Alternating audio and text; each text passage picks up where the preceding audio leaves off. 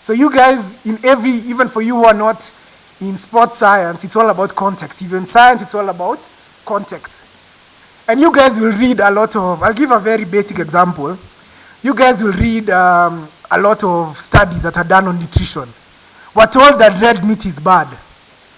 So people come and tell us red meat is bad. Even doctors tell us red meat is bad. They tell us it causes cancer. They don't want to understand why.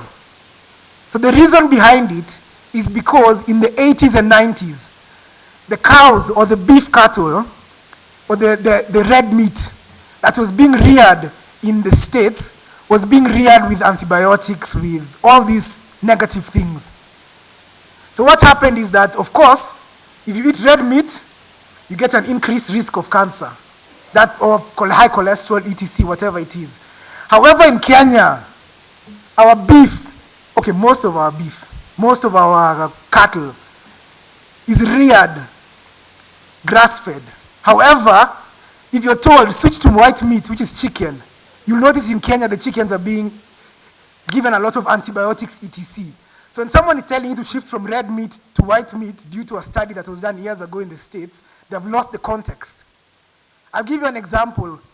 A month ago, a study came out, same thing, I'll give you the same example, red meat. They told us red meat is causing cancer and killing people.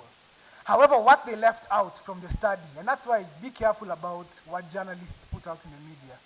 What they left out was that the meat, the red meat that causes cancer is only processed red meat or this meat that has been exposed to all these antibiotics.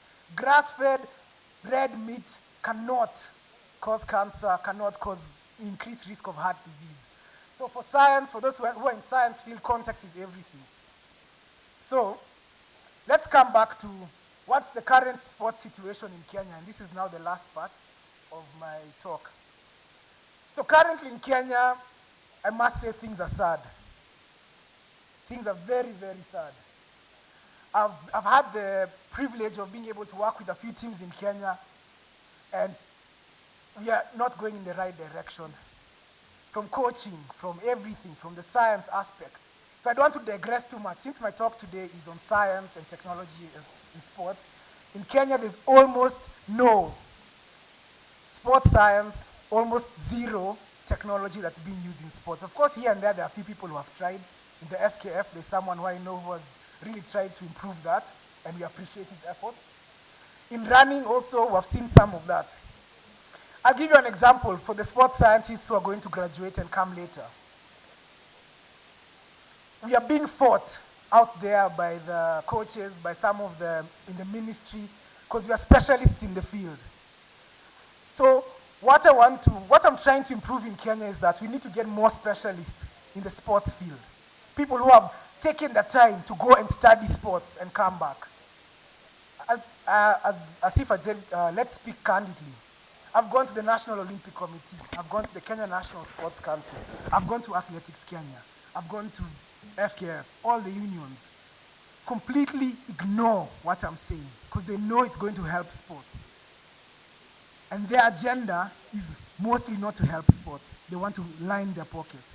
So if you come with a proposal that will sort of make them, first of all, obsolete or make them question some of the decisions they've made. So the current situation in sports is very grim. So I'm hoping with time, they'll embrace sports science, not even sports science, basics.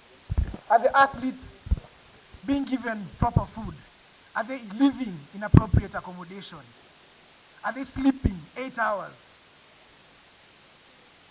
Those are the very basic questions that we need to be asking before even we go to the science. Are they treating our athletes well? No, they're not. How is it that the CEO or the manager or the coaches are being paid their salary while the athletes in the teams are walking home without food at night? It doesn't make sense.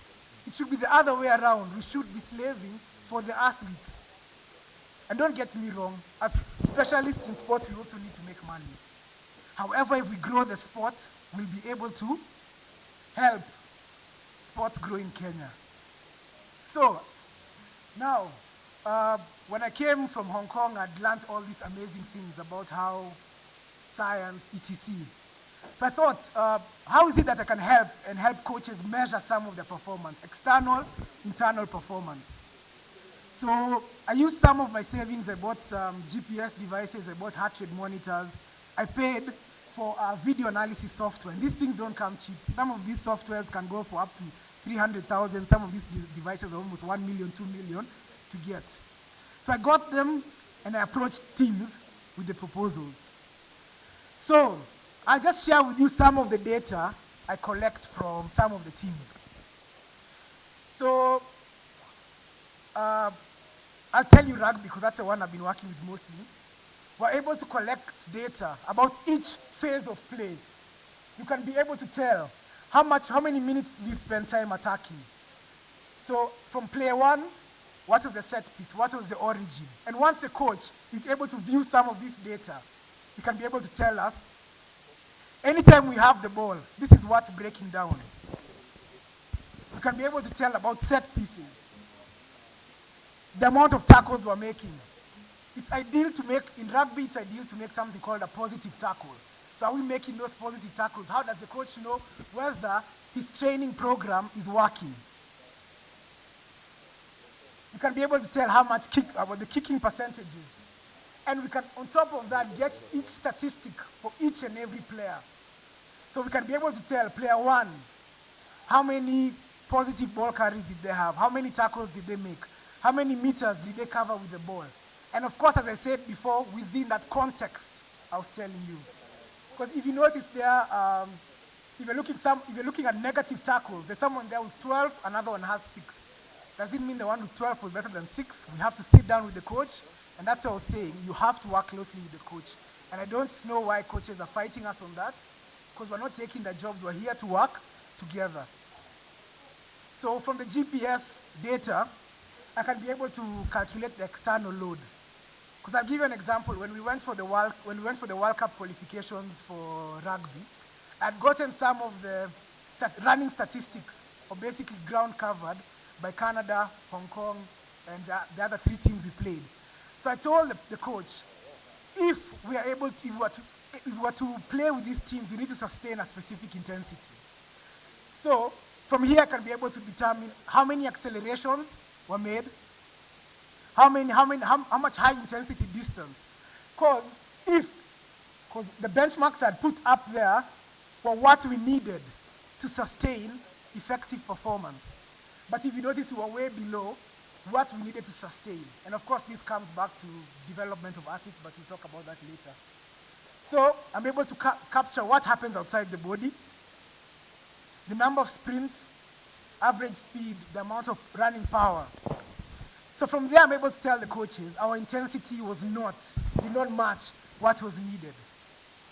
There's no way on our wing, we have, on their side, their winger has a top speed of, let's say, 33 kilometers an hour. Our winger has a top speed of 27. There's no way, defensively or offensively, we're able to match that intensity. So those are the kind of numbers I'm able to get. I'm also able to get what's happening inside the body. Are the athletes pushing themselves as they need to? And sorry, I had to black out the names because I can't share data. So from heart rate data, I'm able to calculate something called training impulse. Training impulse tells me, is this athlete pushing himself effectively? Is this athlete pushing himself effectively? I'll give you a scenario of context. So there was one day I had an athlete who was lower on the scale. So I kept asking him, why are you not pushing yourself? Why are you not pushing yourself? But when you watch him train, he's normally he's the fastest. So he'll win. When we're doing push-ups, he'll do the most push-ups. When we do this, he does the most. But what you notice is that his score was low. So the coaches were telling him, you're doing nothing, you're not. But what we noticed was that we had put him in a group that could not push him effectively. For those who know rugby, we have forwards, who are the bigger ones, and the backs, who are the slightly smaller athletic ones. And he was a forward. So we noticed, since during the physical exercises, the push-ups, the gym, the running, we used to put him with the forwards. So the forwards were not giving him that pump that he needed. So now we had to move him to train with the backs for physical, and we saw, and the values don't lie. We could actually see a change in the training impulses. We can also tell what zones are we run, because the strength and conditioning coach will tell me today, we want to work at 60, 70%. I can be able to tell him we have hit it or we have not hit it. Halfway through the session on my screen or on my tablet, I have all this data running up and down as I'm seeing the athletes. He comes and asks me, who is not pushing himself accordingly? We can be able to analyze and be able to tell where these people are going. I'm also able to generate, as you've seen those 4 splits that analyze. Okay, so I'm about to, let me just, due to time, I'll just finish up quickly. I can also be able to analyze left and right leg discrepancies. We can be able to tell how athletes are moving on the field. I can be able to tell accelerations, is it left, right, forward, backwards. I can be able to tell at which point in the game do they have a dip in performance. This athlete is at 20 minutes, 30 minutes. And all this data can be captured. I was in a process of creating my own athlete management software. However, sadly, as I said, the Kenyan state of affairs, you work for a team for 6 months, they don't pay you. You work for a union, they don't pay you. So we ended up having to pull out. But hopefully with time, with people who are like-minded, we can be able to build sports in Kenya. Thank you.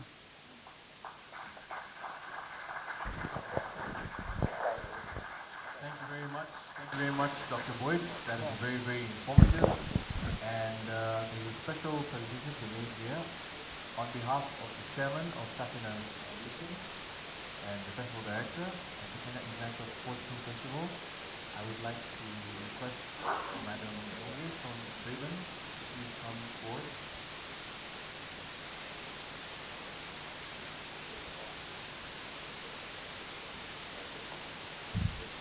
Madam Oge.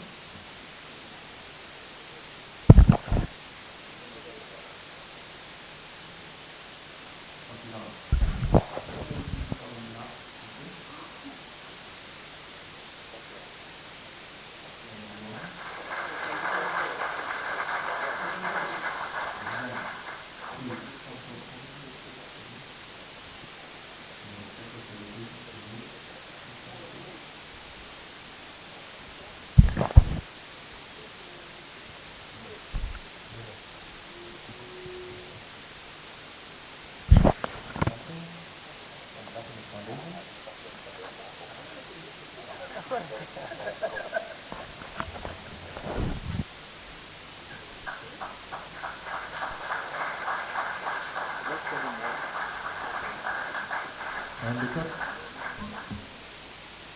while they're burning with questions over this particular topic, there's a microphone that's going around. If you have any questions for Dr. Boit, any questions? Please raise your hand so the microphone can come to you.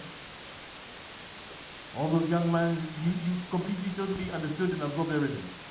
You have no questions? Oh, no, the question is there for Dr. Mashika. Somebody please bring the microphone.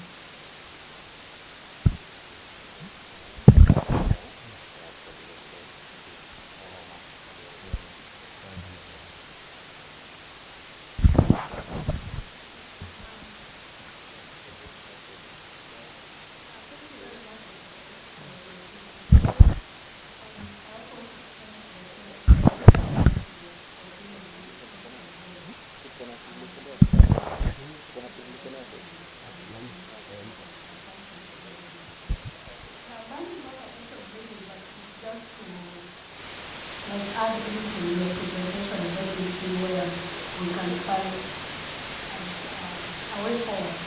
I also happen to be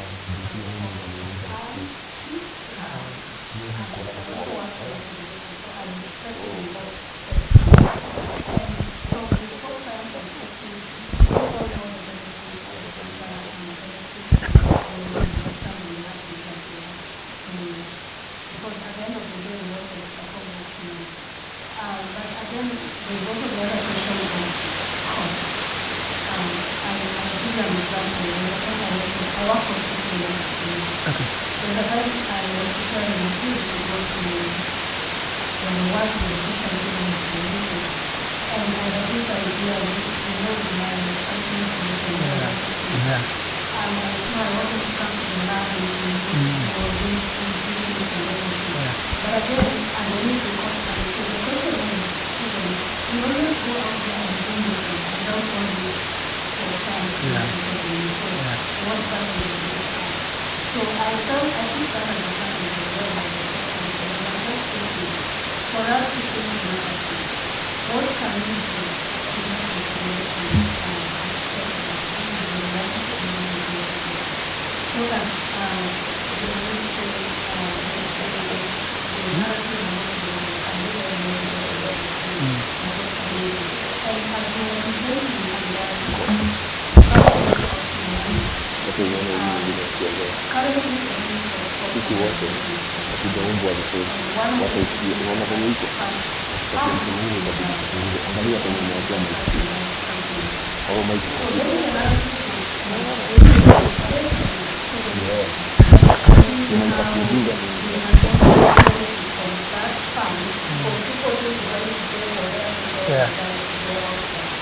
because the other challenge we have is the cost associated with the equipment and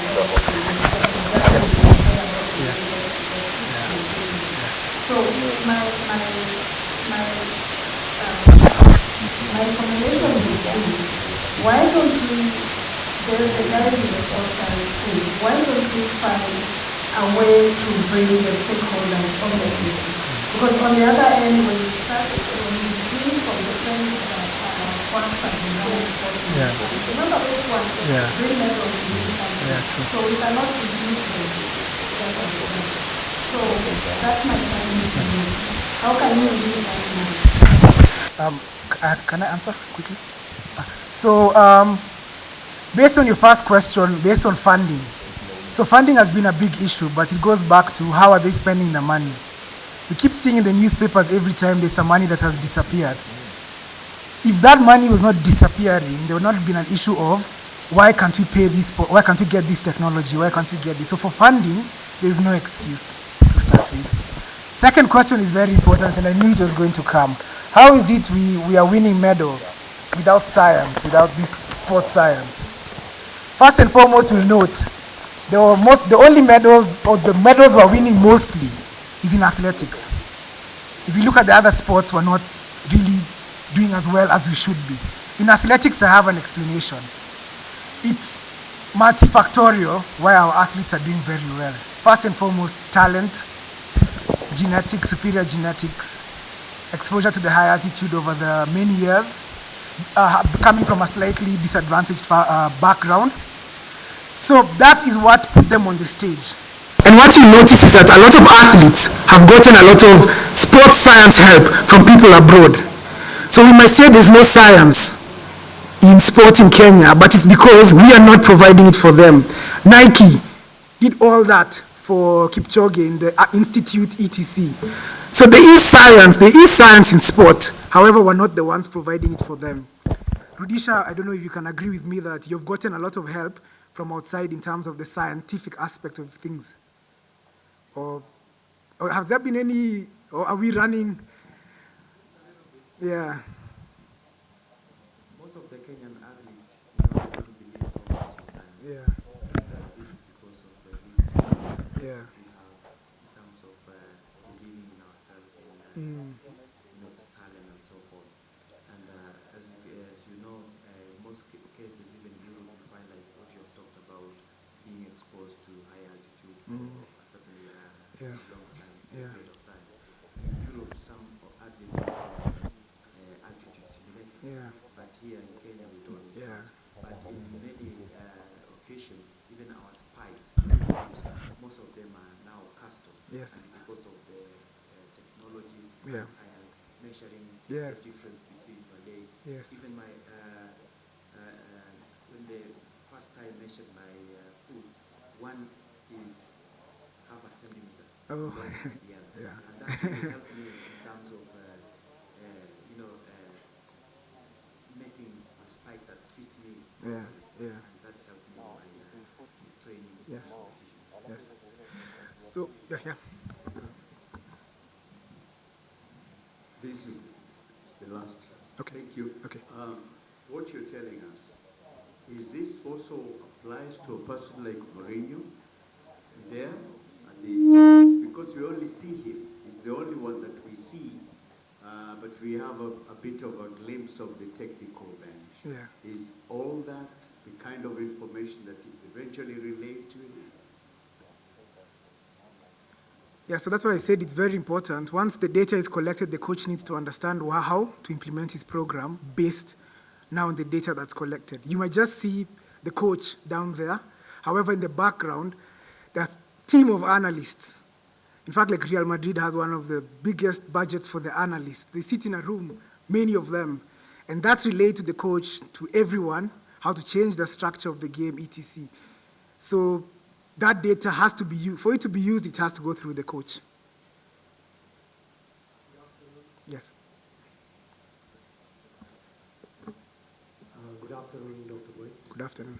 My name is Abdul Sidi, rally driver, Safari Rally. Okay. And all I have heard you speak is something that you do on the ground. Running, rugby, athletics. Yeah. What about rally cars?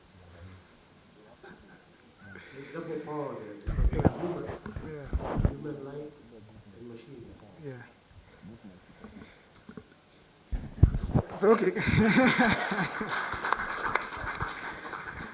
So, okay, currently we have not worked with the rally teams, but what they normally do in the professional rally teams, they have someone who's working on their condition. You know, people think you sit in a car and that's it. However, even like for F1 rally, there's a sports scientist who works on his conditioning, how the heart rate is responding, how are they taking the G forces, etc. So basically, there are some sports scientists who have ventured in rally. I hope I had more information on that. I'll research. That's food for thought. Very much, Dr. Boit. I know people are burning with questions left, right, and center, but in the rest of time, if you have any more questions for Dr. Edwin Boit, kindly address them outside there with him. He is very ready and willing to take questions. I mean, you've seen how informative it is. Now we've even gone into rallying, we've gone to rugby, into soccer, in the sad state of sports in Kenya. But there's always hope, always light at the end of the tunnel. Yes. So we have two animated features for you now, just before we break for lunch. First is Le Mans 1955 from France, and the other one is Kalyamba from Russia. Round of applause for Dr. Edwin Boit. And like I told you, Kenya International Sports Film Festival, there's much more than meets the eye, because sports unites us and sports films inspire us.